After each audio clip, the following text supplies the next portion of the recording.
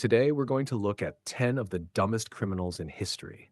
We're not talking about the level of your little brother's stupidity, of course. We're talking about a whole new level of idiocy. The problem is, being stupid in another area of life might be fine, but when you're a stupid criminal, that definitely causes problems. Let's start with number 10, Daniel Glenn. Daniel Glenn, a 40-year-old thief, tried to rob a store. But before the robbery, this genius called the store to ask how much money they had. Of course, you need to know the value of your loot, right? After the call, the shop owner called the police, and when Glenn arrived at the store, they caught him. Number 9. Klaus Schmidt, another criminal, was almost completely deaf. He tried to rob a bank in Berlin in 1995. The problem was that when he entered the bank, he looked confused, not knowing where to start.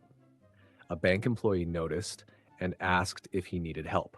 Schmidt angrily said, "Yes, this is a real gun." Apparently, he thought the employee was questioning the authenticity of the gun. While holding everyone at gunpoint, the bank employees realized he was deaf and pressed the alarm without him knowing. The police arrived, and Schmidt was arrested. The funny part? He later tried to sue the bank, claiming they took advantage of his disability. Number 8. The gun and bag thief. This criminal walked into a bank carrying a bag for the money in one hand and a gun in the other. The plan was simple: give them the bag to fill it with cash. But in his nervousness, he handed the cashier the gun instead of the bag.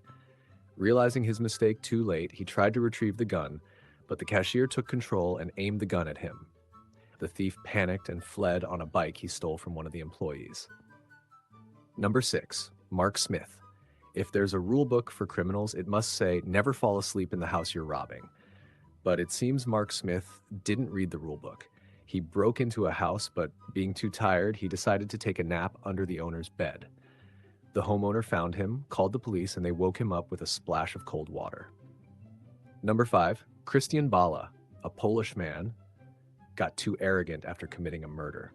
He killed a man named Dariusz Januszewski in 2000 and then wrote a novel about a similar crime, including details only the killer would know. The police read the novel, investigated, and found enough evidence to arrest him.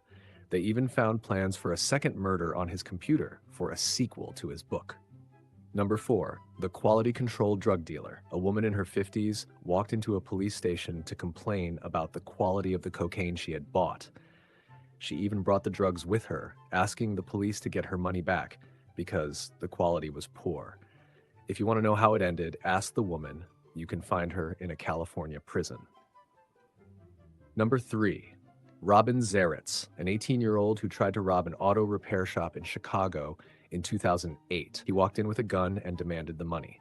But most of the cash was locked in the safe, and only the manager, who wasn't there, had the key. Before leaving, Robin made the brilliant decision to give the employees his phone number, asking them to call him when the manager arrived.